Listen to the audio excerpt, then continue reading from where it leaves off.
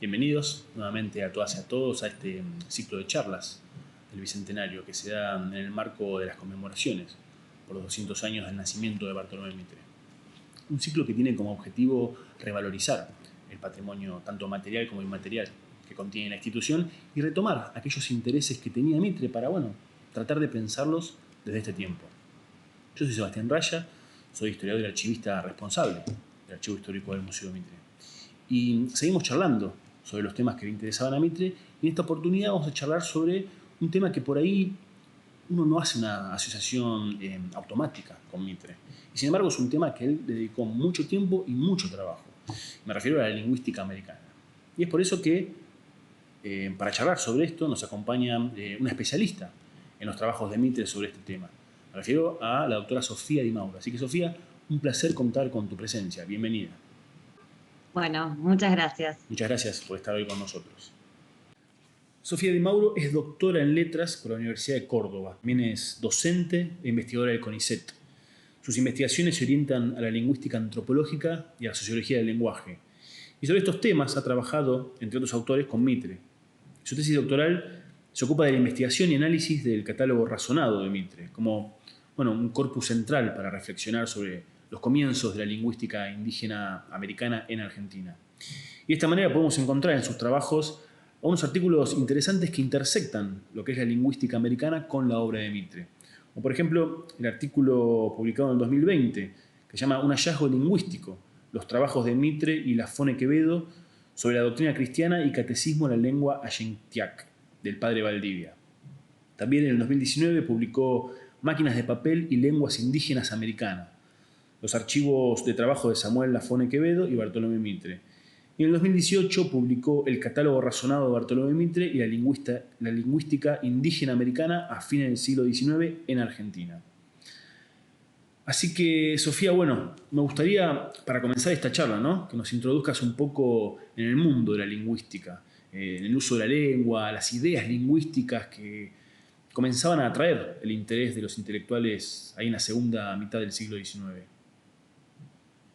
Bueno, primero que nada, volver a agradecer por la invitación. Vengo siguiendo el ciclo de entrevistas por el Bicentenario y organizadas por el Museo Mitre, y realmente es un honor para mí estar, haber sido convocada. Para comenzar, voy a hacer una breve introducción para quienes no conozcan acerca del mundo de la lingüística. En primer lugar, es interesante recalcar que por lo general lo que se conoce acerca del estudio de esta área disciplinar es sobre todo lo que se ha producido en Europa o en Norteamérica. Así, por ejemplo, los manuales de lingüística o los libros que leemos sobre historia de la lingüística, que en términos bien generales es la disciplina que estudia el lenguaje y las lenguas y que abarca muchas y muy diferentes subdisciplinas y áreas.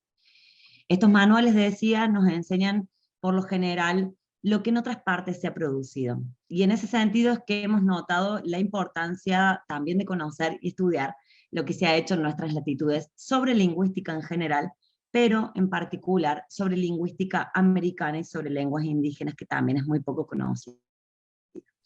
De hecho, lo que denominamos como lingüística americana, que vendría a ser algo así como la teorización acerca de las lenguas indígenas americanas, es decir, cómo son estas lenguas, cómo se emparentan entre ellas, qué contactos hay o hubo entre estas lenguas, cómo se relacionan entre sí o no, qué estructuras tienen, qué pueblos las hablan, en qué territorios, etc. Y también el estudio de las lenguas indígenas en sí. Según algunos autores, no solo tiene un valor en sí mismo, digamos, porque a partir de estos conocimientos, de estos estudios, estamos conociendo parte de la historia de la humanidad, por supuesto, sino que además estos estudios, los de la lingüística americana, han aportado de manera bien importante a la disciplina lingüística en general. Si nos vamos hacia el siglo XIX, que es el siglo que nos compete, es justamente el momento en el que la lingüística da un vuelco bien interesante por algunos acontecimientos clave. Por ejemplo, hacia fines del siglo XVIII, Sir William Jones, un colon inglés, descubre el sánscrito, lo que le da pie a repensar el origen de las lenguas europeas, y esto también me da pie para que vayamos pensando en la inminente relación entre lingüística y política, ¿no? Como ya vamos a ver para el caso de Mitre en particular y también para todo su entorno, los estudios sobre lingüística, en muchos casos, parten de actores que están directamente relacionados con movimientos políticos, con puestos de poder, con cargos políticos específicos, digamos. Es decir, son personas que ocupan puestos de poder, o sea, no se dedican exclusivamente al estudio de las lenguas, no son específicamente lingüistas o hacen estudios comparados sobre las culturas, sino que se entremezclan en algunos casos ambos o múltiples intereses. Es decir, para que tengamos en cuenta, y como decimos quienes pensamos a la lingüística relacionada directamente con lo social, el vínculo entre lingüística y política es muy, muy estrecho y en diferentes niveles. Y esto lo vamos a ver también en un rato cuando hablemos sobre lo que se ha producido puntualmente en el Río de la Plata acerca de las lenguas indígenas. Ahora bien, así de modo también bien general, hay algunas claves para leer el siglo XIX y también unas claves por las cuales recordamos el siglo XIX, que son el historicismo y el biologicismo. Y si pensamos estas dos formas de abordaje de las ciencias, es decir, un vuelco predominantemente histórico, una búsqueda de los orígenes, una genealogización de los recorridos, o sea, la búsqueda de ese pasado, estamos pensando también en un vuelco predominantemente evolucionista, una concepción histórica del lenguaje, el lenguaje pensado como historia, lo que conlleva, en muchos de los casos, una ideología evolucionista. Esta va a ser, sin dudas, una de las marcas más importantes del siglo XIX, un historicismo que emerge para dar respuestas a las grandes rupturas del siglo XVIII, de fines del siglo XVIII y principios del XIX, como por ejemplo el estallido de la Revolución Francesa, o en nuestras propias coordenadas, los procesos de independencia. Es un historicismo evolucionista además porque, de manera muy simple, prefigura un orden de evolución, un orden ascendente de las cosas, como sabemos, o mejor dicho, de los procesos históricos, de los hechos de la historia, y se piensa la historia en un devenir hacia el progreso en una escala ascendente, y en este sentido, estoy diciendo cosas que ya sabemos por supuesto, pero en este sentido también se piensa a las lenguas.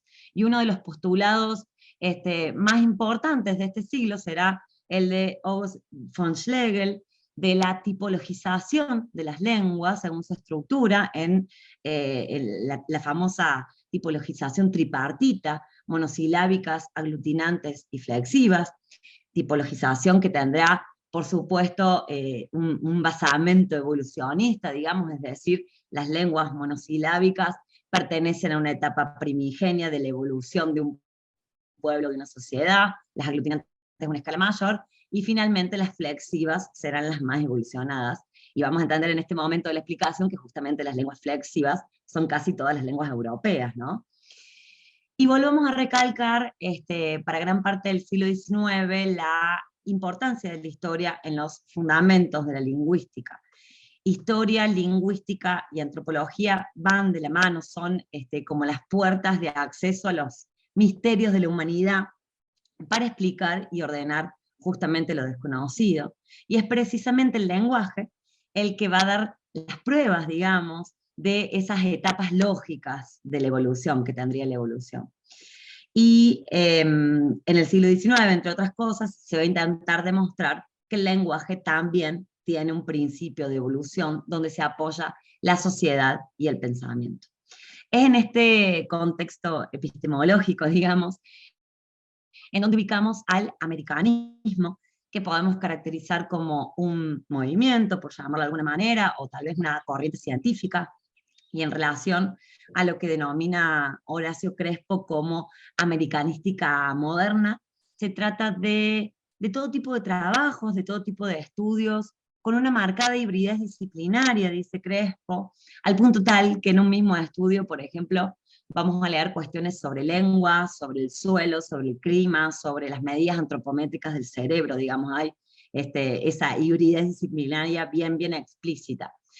Y se concibe el americanismo, esta americanística moderna, como un campo disciplinar, y hay un cierto reconocimiento de que se trata de un campo de estudios que recoge justamente estudios de todo tipo. La americanística además se desarrolla en el marco de la profesionalización de la historiografía erudita, como ya conocemos, pensemos en Vicente Fidel López, en Bartolomé Mitre, que además no son reconocidos o se sabe muy poco, como vos decías antes, acerca de su producción sobre lenguas y lingüística americana. Y en este sentido, la presencia del debate Mitre-López puede resultar bastante interesante, en tanto también marca las bases para la discusión acerca de los métodos de hacer ciencia, y también en lingüística, ¿sí? En la arena pública, ¿no? Porque son debates que, por supuesto, son publicados en diferentes medios. Y también porque el americanismo asienta sus bases en, o se consolida paralelamente con, de manera interrelacionada, digamos, con el establecimiento de las corrientes historiográficas eruditas de los estados-nación en construcción. Como plantea también Horacio Crespo, es De Angelis en la primera mitad del siglo XIX, quien inicia un campo de investigación central en el americanismo temprano, de principios del siglo XIX, como dije recién, que es la lexicografía indígena, es decir, recoger vocabularios, ¿no? Todo lo que se refiere solamente a el léxico, y el estudio de sus lenguas de manera muy general, pero eran temas que hasta ese momento no habían sido estudiados en la región, ¿no? Hablamos del sur de América. Y si bien Mitre y todo su entorno, sus coetáneos, reúne todo tipo de material sobre América, recién es en las últimas décadas del siglo XIX donde puede observarse un vuelco bien prominente, bien importante hacia la lingüística americana. A su vez, el americanismo es definido como un campo científico novedoso, según Pegoraro, dedicado principalmente, al menos en sus comienzos, al estudio de las culturas del Nuevo Mundo, que se constituye primero en Europa, a mediados del siglo XIX, constituido en el sentido de consolidado y consolidado en el sentido de que empieza a discutir sus propias bases y su propio carácter científico. Y esto tiene su apogeo en 1875, cuando se organiza el primer congreso de americanistas en Nancy, Francia, y que bueno, de hecho años antes se estaba discutiendo en Europa y particularmente en Francia la poca solvencia científica del campo, y estaban puestas todas las esperanzas en que estos congresos, estos debates que se iban a dar en los congresos americanistas, iban a consolidar la americanística en este sentido. Y acá hago un enlace interesante porque esto pareciera un evento aislado, pero los congresos de americanistas justamente se van a replantear el carácter científico, y es muy importante que pensemos en esto, ¿no? La importancia de darle el carácter de ciencia a la americanística, y es donde además es en esta arena donde se van a dar los debates de la lingüística, muy relacionada, como dijimos, con la antropología y con la historia. Y después, además, estos congresos que comienzan en Francia, se van a realizar en América. De hecho, el catálogo de razonado, que es el tema que nos compete, el catálogo de razonado de la sección americana de Bartolomé Mitre, se publica en 1909, y el prólogo del director del museo en ese momento dice que publica este libro en el marco del Congreso de Americanistas que se va a hacer por primera vez en Buenos Aires. Entonces ahí hay como todo un entorno científico bien, bien interesante.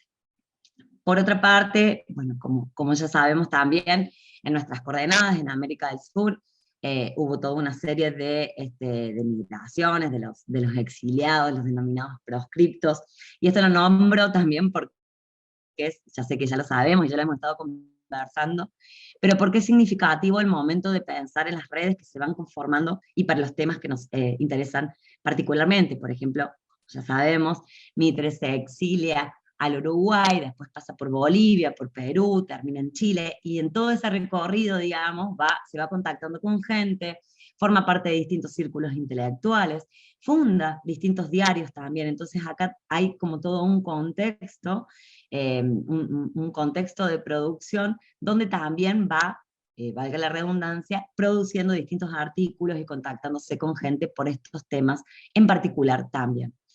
Lo mismo sucede con Barros Arana en Chile, digamos, Lamas, etc. Y hay también diferentes momentos en los que la lengua como objeto de estudio en particular y los estudios sobre las lenguas comienzan a ser considerados como la piedra de toque para este campo disciplinar. La lengua entonces vendría a develar muchos de los problemas de investigación de la americanística, muchos de los enigmas de esta historia que se conoce por partes, digamos, ¿no? De hecho, uno de los problemas más acuciantes del siglo XIX es justamente de dónde proviene el hombre americano, ¿no? Y si bien la historia de Europa y de otros confines del mundo ya era, o ya estaba siendo completada, inventada, construida, relatada, la falta de conocimiento de estas otras familias americanas eran un vacío, y eso está explicitado también por parte de los europeos, ¿no? El desconocimiento acerca de América en general, pero de América del Sur en particular. Es decir, con el conocimiento del sánscrito que nombrábamos hace un rato a fines del siglo XVIII, y luego de diferentes teorías, se llega a plantear la hipótesis del indoeuropeo como la lengua madre de todas las lenguas conocidas, a partir de la cual también, digamos, se podía hacer un mapeo de las migraciones humanas a través del tiempo, digamos. Pero, ¿qué pasaba acá, digamos? ¿Dónde entra América en ese mapa? ¿De dónde viene el hombre americano? ¿De Asia emigró a Europa? ¿De África? ¿Nació en América de la nada? Y al mismo tiempo, ¿qué otras etnias en otras partes del mundo había y se relacionaban con el nombre americano? Bueno, todos estos eran como grandes problemas del siglo XIX, y se fue teorizando de distintas maneras a lo largo del siglo, pero la lengua, como dijimos hace un ratito, vendría a ser la prueba de toque, la prueba que podría llegar a develar estos grandes enigmas. A su vez, se pueden reconocer dos tipos de americanismos, según sostiene Pegoraro, o dos momentos en todo caso. Un primer americanismo de la primera mitad del siglo XIX, más relacionado con un bagaje de corte romanticista, digamos, y de marcado carácter antihispanista, por supuesto, y una segunda etapa americanista, cientificista, como decíamos hace un rato, ¿no? O con una intencionalidad científica, que no deja, en algunos casos, de presentar ciertos resabios románticos. Y esta legitimidad dada por lo científico, a su vez, es enunciada y se presenta discursivamente como una de las motivaciones principales de estos estudiosos. Y por otro lado, el americanismo científico sigue, como para comparar, los pasos del orientalismo también de principios del siglo XIX, en el sentido que lo piensa Said, y también en tanto campo científico que confirma sus bases en oposición a los estudios amateurs, con sus propios intereses e ideologías occidentalizantes, por supuesto. Y Pegoraro habla en relación a esto último de un americanismo científico en tanto movimiento o nueva ciencia surgido en Francia, como dijimos hace un rato, motivado por una agenda científica que gira en torno a documentos coloniales principalmente, y que a fines del siglo XIX, en esta parte del continente americano, da lugar a un proceso de americanización de lo americano. Acá se plantea justamente la cuestión de la legitimidad de estos estudios desde el propio lugar de su objeto de investigación, es decir, muchas de estos estudiosos, de estas personas, van a decir, y de manera muy explícita, somos nosotros quienes vivimos acá, entonces somos nosotros quienes tenemos el derecho, o quienes más legítimamente podemos hablar de esto que nos rodea, en nuestro caso, las comunidades indígenas y las lenguas que hablan estas comunidades, ¿sí? Entonces, la dicotomía ciencia europea, ciencia americana, se resuelve ya que la evidencia, digamos, de lo que se estudia se encuentra a su alrededor, se encuentra en el lugar, ya sea en forma de monumento o de archivo, digamos, ¿no? De documentos, por ejemplo, los documentos coloniales, o sino también por la posibilidad de ir a hablar con las comunidades, ¿no? Y de recoger vocabulario, lo que se denomina elicitación. Eso también, más allá de que algunos ya daban por muertos a casi todas las comunidades indígenas, que por supuesto era casi como un grito de lamento, se están muriendo las comunidades, las tenemos que estudiar. Otros también tenían acceso y podían conversar y podían estudiar de manera presencial, digamos, también a estas comunidades y recoger vocabularios. Bueno, a esto justamente se le suele denominar etnografía americana, y en nuestro caso, haciendo el foco en las lenguas, es que hablamos de lingüística americana o lingüística indígena americana particularmente. Queda claro en tu respuesta que los estudios en lingüística que hacía Mitre estaban enmarcados en lo que era su proyecto intelectual, ¿no? Más historiográfico, si se quiere. Entonces, la pregunta ahora tiene que ver con, bueno, ¿cómo encaró Mitre, ¿no? Esta parte del proyecto de investigación sobre las lenguas americanas, ¿no? ¿Qué objetivos tenía? ¿Qué se había propuesto realizar? También, bueno, ¿qué acciones tomó para llevar adelante este proyecto? Vos mencionabas las redes de relaciones intelectuales, ¿no? También, ¿cómo funcionaban estos temas? Y finalmente, bueno, ¿qué resultados tuvo? Si es que él logró ver algunos resultados. Bien, bueno, en este contexto, digamos, que desarrollé hace un ratito de la americanística, es en el cual Mitre, digamos, por supuesto, se embarca en el estudio de la lingüística americana y de las lenguas indígenas, desde un afán, sobre todo el comienzo, bien marcadamente coleccionista, ¿no? Como ya se desarrolló en otras entrevistas y en otros trabajos, estuve viendo el último de Blasco, que apuntaba justo sobre esto, ¿no? Como Mitre, como uno de los primeros intelectuales y funcionario público coleccionista, primero como algo personal, pero con la fuerte conciencia del gran valor que implica, como dice Blasco, coleccionar, acumular, conservar, resguardar, ¿no? Y además sabemos del particular tratamiento de la historia de Mitre, y la apoyatura fundamental en los documentos, ¿no? Entonces, efectivamente, embarcarse en la americanística, embarcarse en la colección de todo tipo de papeles, papeles viejos, les denominan, de documentos de todo tipo, ¿no? Ya sean libros, obras, artículos, como también manuscritos, era parte de su trabajo historiográfico, era parte de su afán coleccionista y documentalista, digamos, ¿no? Y dentro de sus intereses como historiador del pasado y del pasado reciente americano, como sabemos, las lenguas, y esto también es muy típico de ese momento, de ese contexto, ocupaban un rol central, como dijimos. Las lenguas además eran entendidas como puertas de acceso a las distintas culturas, es decir, conocer una lengua, se pensaba en ese momento, era un dato primordial para el conocimiento de una cultura, al punto tal que había una suerte de unificación de los conceptos lengua, cultura, pensamiento y nación en algunos casos. Es decir, conocer una lengua nos llevaría a conocer el pensamiento de un pueblo. Esta parte de la historia, por otro lado, y acá abro un breve paréntesis, es, como decíamos, muy poco conocida. Por lo general, como ya sabemos, de Mitre conocemos muchas cosas, hasta de oído, no hace falta ser un profesional para saber más o menos qué hizo Mitre, pero no se sabe que él fue quien escribió esta obra que nombramos, que es para nosotras muy importante, que se llama El Catálogo Razonado de la Sección Lenguas Americanas, que, como vos bien decías, se publica póstumamente entre 1909 y 1911, porque es una obra de 3 tomos, y se publica una por año.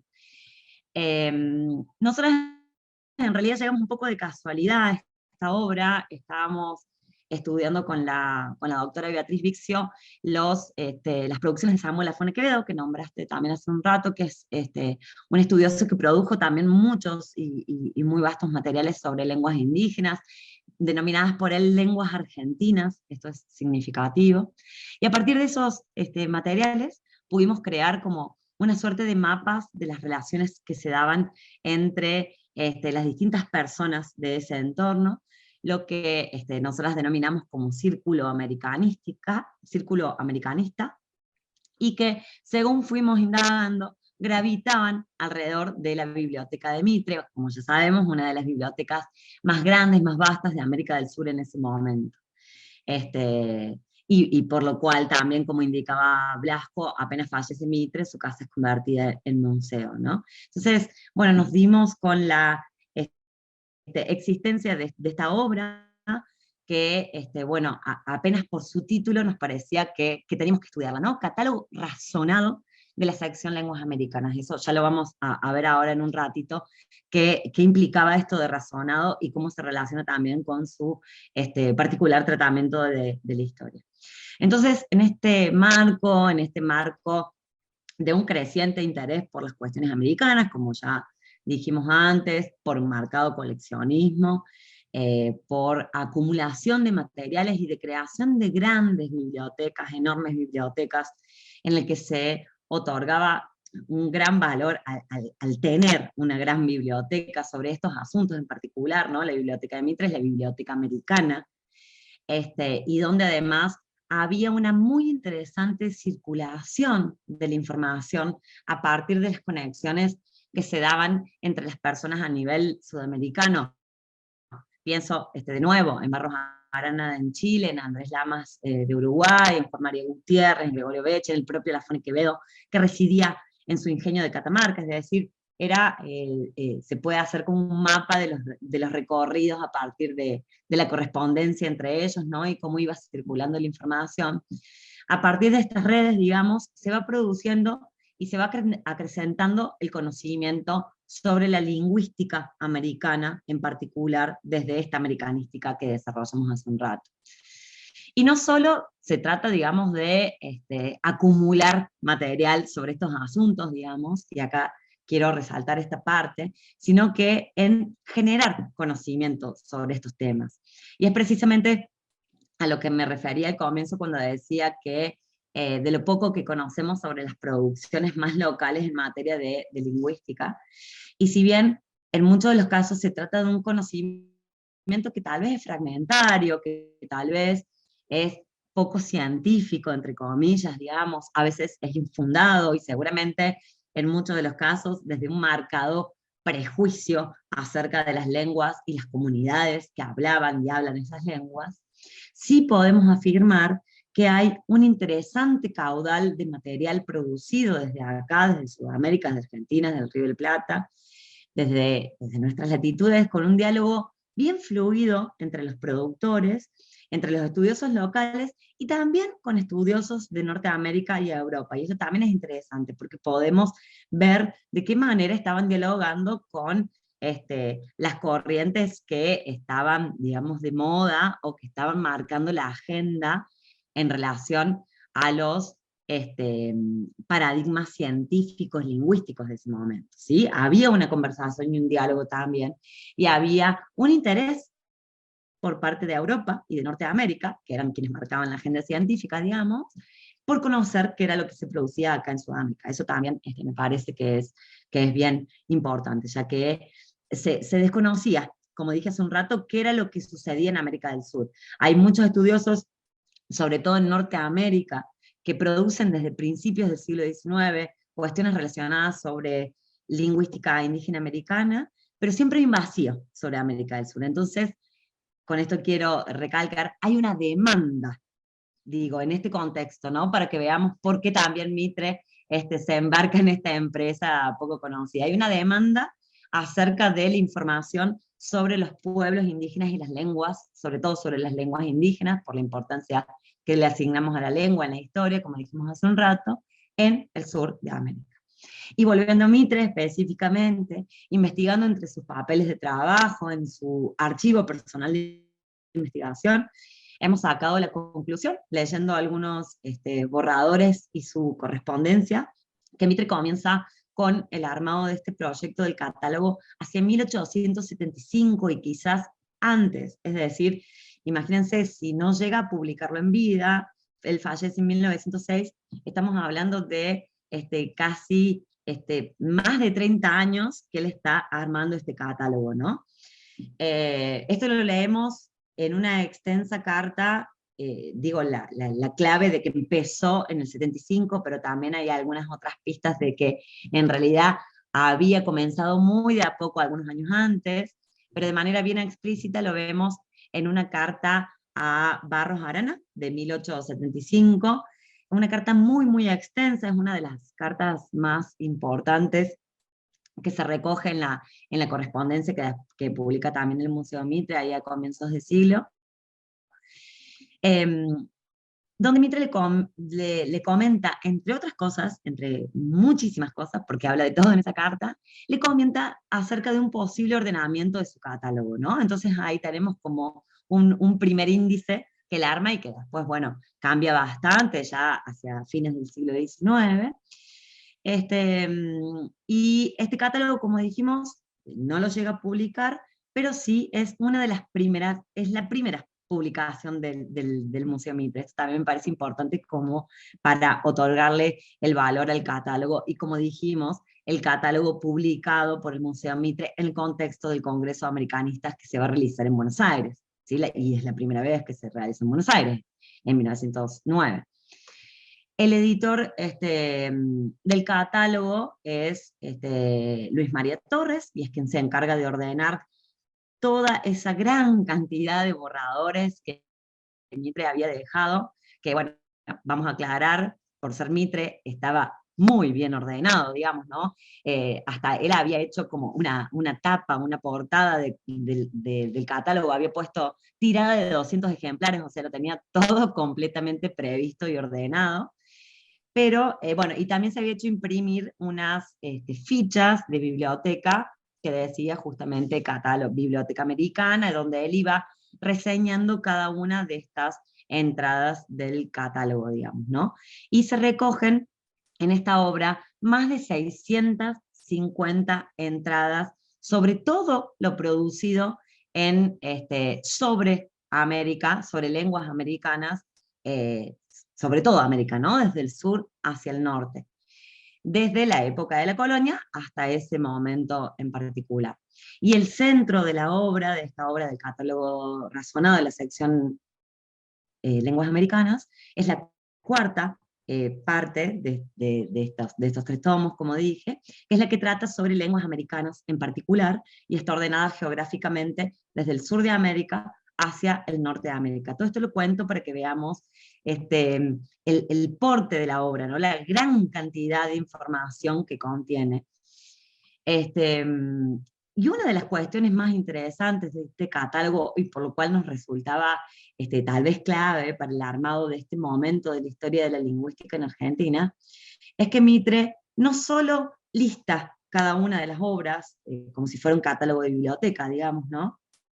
Y por eso el razonado que decía hace un ratito en el título, sino que muchas de estas entradas tienen, de estas publicaciones que él cataloga, están comentadas, están reseñadas, tienen un desarrollo crítico, o como él dice, un desarrollo interno, ¿no? Un desarrollo histórico. Se trata, bueno, justamente como dije hace un ratito, de todo lo que se produjo hasta ese momento, ¿no?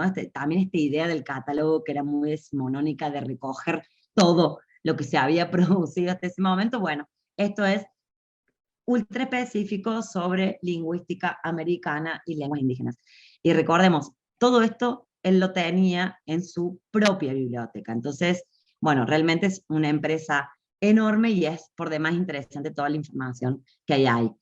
Es decir, hay desde gramáticas, confesionarios, artes, vocabularios de la época de la colonia, hasta lo que se hacía en ese momento, hasta que, bueno, él deja de escribir, en materia de lingüística americana. Y otra cuestión también para mencionar, y que da cuenta del gran valor de su biblioteca y del archivo Mitre, es que no solo son publicaciones, es decir, no solo son artículos editados, sino también hay incunables, hay manuscritos, hay material inédito sobre estas lenguas.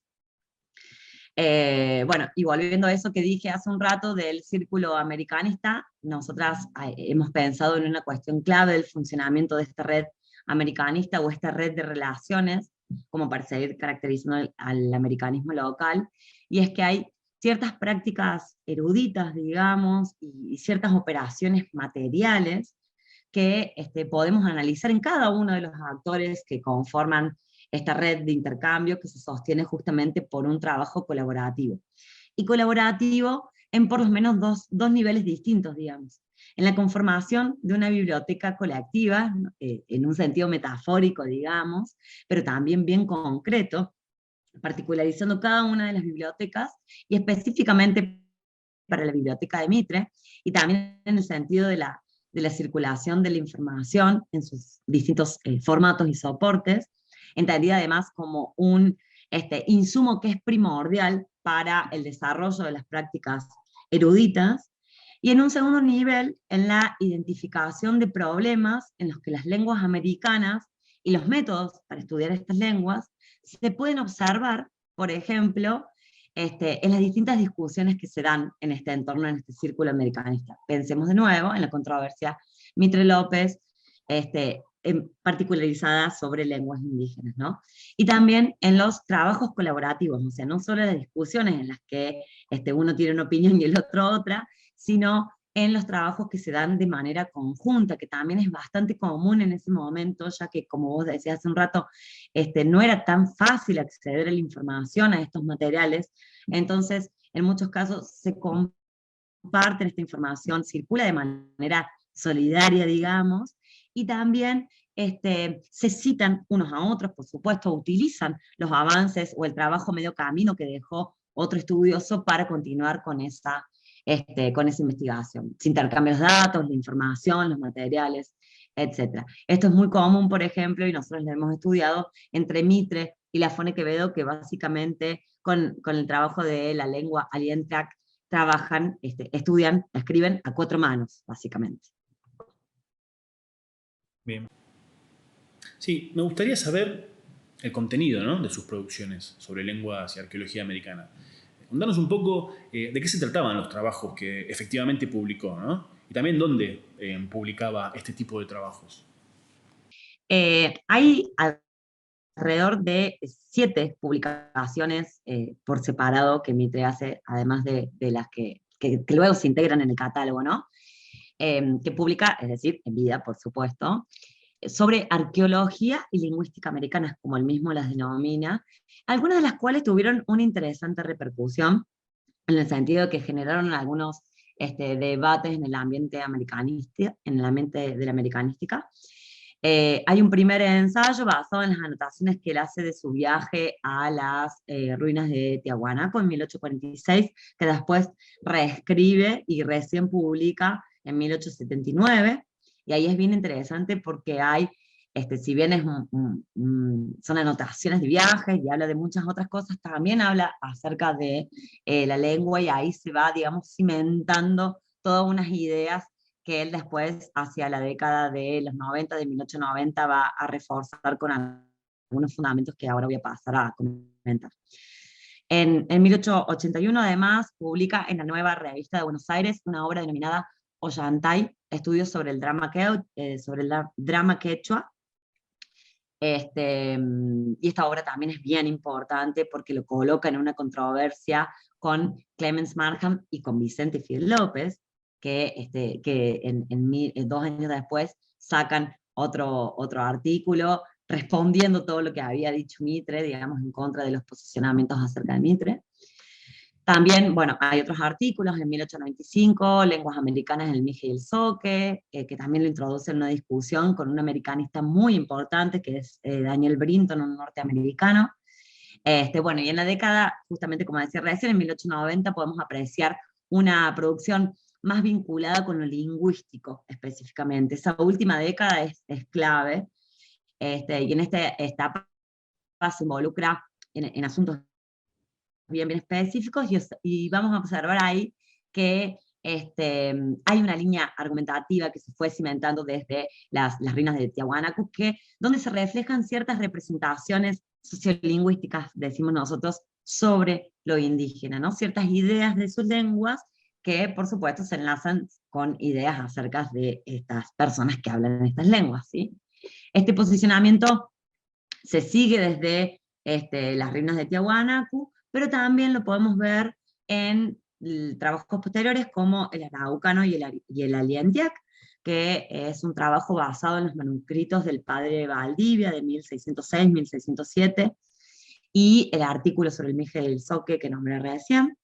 Justamente en el trabajo sobre la lengua Alientiac, que escribe a partir de un hallazgo lingüístico, como se denominó en ese momento, que es que en 1894 Toribio Medina encuentra este trabajo de Valdivia sobre la lengua Alientiac, que es una obra que se conocía su existencia, pero que tuvo un derrotero muy especial, se perdió, se volvió a encontrar, etcétera, algo que también es muy común en la época. Eh, y lo interesante que sucede con esta obra sobre la identidad es que, como dije recién, Mitre y simultáneamente la Afone Quevedo escriben sobre esta lengua. Y bueno, esta obra se publica por separado, se publica 2 veces, pero luego también se va a insertar de manera completa en el catálogo. Y acá es donde vemos aparecer en esta obra que él publica primero, y también en las cartas que se va mandando con la Afone Quevedo, porque están charlando sobre esto, digamos, están discutiendo, están pensando juntos sobre esta lengua, vemos aparecer por primera vez un concepto, digamos, podríamos decir, que él denomina, que Mitre denomina como ideología lingüística o ideología idiomática o ideología filológica. Él usa indistintamente estos términos. Esta ideología lingüística resulta súper interesante porque a partir de esta lectura que hacemos de Mitre, es por la cual nosotras nos basamos también para hablar de estas teorizaciones, digamos, o de estas reflexiones lingüísticas que se producían desde acá y que además nos dieron pie para analizar las obras de lingüística europea y de lingüística norteamericana que Mitre estaba leyendo, digamos, es decir, a partir de estos análisis que él hace, podemos dar cuenta de otras lecturas que nos llevaron a rastrear todo tipo de material. Por ejemplo, ingresando a la biblioteca del Museo Mitre, pudimos leer en estos libros que él leía toda una serie de marginalias, de comentarios en lápiz que él hacía, y donde iba produciendo también conocimiento, digamos, ¿no? Cosas que por ahí no están publicadas en ningún lado, pero que adentro de esos libros podemos como rastrear también algunas ideas. Esta ideología lingüística, según sus propias palabras, él dice, me contraigo especialmente a la ideología filológica, es decir, a investigar cómo pensaban los indios en su lengua, los que la hablaban, para deducir de esto su estructura orgánica, su nivel intelectual, y comprobar hasta qué grado el documento escrito concuerda con esta contraprueba. Acá vemos 3 cosas por lo menos, ¿no? Esto de la estructura orgánica, es decir, pensar en las lenguas como organismos, que también era muy típico de ese momento, vinculado con el biologicismo y el evolucionismo. Pensar que a partir del estudio de estas lenguas vamos a conocer el nivel intelectual de estas personas que hablan estas lenguas, es decir, esta vinculación de la que hablábamos antes entre lengua y pensamiento bien estrecha, y que además, por supuesto, como ya sabemos, implica pensar que estas lenguas no tienen ese nivel intelectual, y también, que esto es muy típico de él, que tiene que ver con la prueba documental, comprobar hasta qué grado este documento concuerda, dice él, ¿no? Entonces todo como una prueba para verificar si lo que está diciendo el padre Valdivia es verdad, ¿no? Eso es lo que se refería en ese momento. Entonces, a partir de esto se desarrolla desde un marcado prejuicio evolucionista, como, por ejemplo, algunos pueblos que según él tenían lenguas primitivas, lenguas salvajes, lenguas no evolucionadas en la base de la evolución, no podían pensar como sí podían hacerlo las sociedades que tenían particularmente lenguas flexivas, como dijimos antes, ¿no? Que por supuesto en general son sociedades occidentales o occidentalizantes. Al punto tal que él dice, criticando la obra de Daniel Brinton, este reconocido americanista norteamericano, que hay una imposibilidad moral de las sociedades indígenas, de los pueblos indígenas, de producir literatura, ¿no? Esto lo habla en esta obra que decíamos del Ollantay, también lo explica, y es uno de los debates que tiene con López y con Markham. Bueno, es bien interesante también porque se trata de una cuestión moral, asunto que Mitre también desarrolla desde sus escritos literarios y también historiográficos, y ahora lo desplaza hacia el orden de lo lingüístico, digamos. Bueno, Sofía, para terminar esta charla, ¿no? Me gustaría saber cuáles son las perspectivas del campo lingüístico para el estudio de estas lenguas americanas. Digo, independientemente de Mitre, no sé si todavía Mitre tiene algún tipo de vigencia en este campo, o quizás es parte de una historiografía discutida y ya superada, no sé. Me gustaría que nos cuentes cuál es el estado hoy de estos estudios. Bueno, como decía al principio, en general es un campo que no se conoce mucho, digamos, pero que en las últimas décadas ha crecido bastante y tiene muchas referentes locales reconocidas también a nivel internacional. Y además, por supuesto, hay un vuelco en cuanto a los prejuicios, a las ideologías, a las representaciones, y podríamos decir bien tajantemente también al racismo, que muchas veces estaba por detrás de estas investigaciones, ¿no?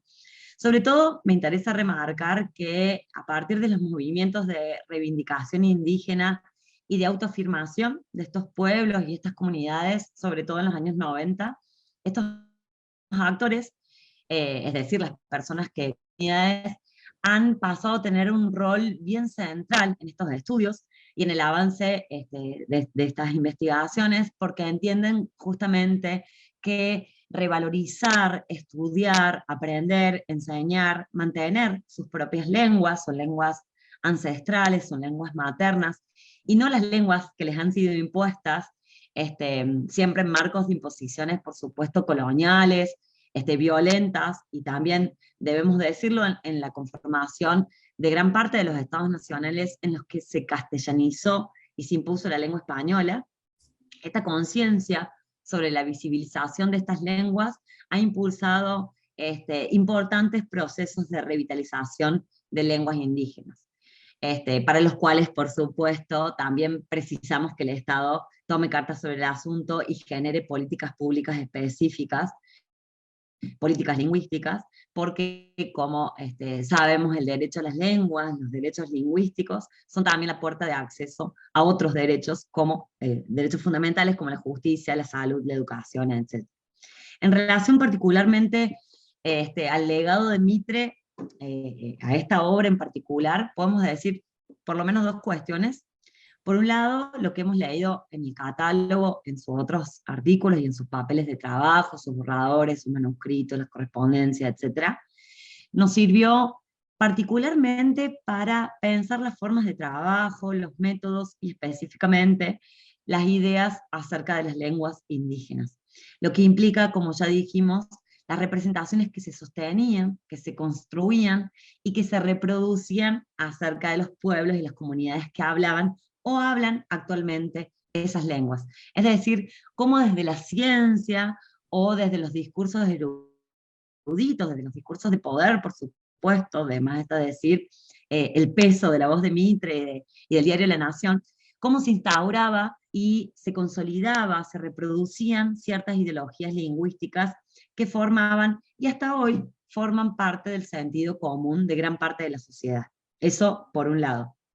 Y por otro lado, estos materiales que hemos estudiado, los éditos y los inéditos, en algunos casos fueron de mucha utilidad para el trabajo colectivo por un equipo de investigación del que formó parte, que se denominaba Tecnologías de Papel, Patrones para la Documentación Lingüística y Comunicación Científica en los Estudios de la Lengua de Lenguas Indígenas de Patagonia y Tierra del Fuego, en el periodo 1860 y 1930, en su primera etapa, y que ahora versa sobre lenguas y territorios, documentaciones sobre la diversidad lingüística en esa misma área de Fuego Patagonia, en el pasado y en el presente, dirigidos ambos por Marisa Malvestiti, Máximo Farro y Sandra Murrielo. Lo que hacemos en esos equipos, en gran parte, es justamente rastrear, investigar, y también publicar, en la medida de lo posible, materiales que se desconocen, que no han sido publicados, que hasta hoy son desconocidos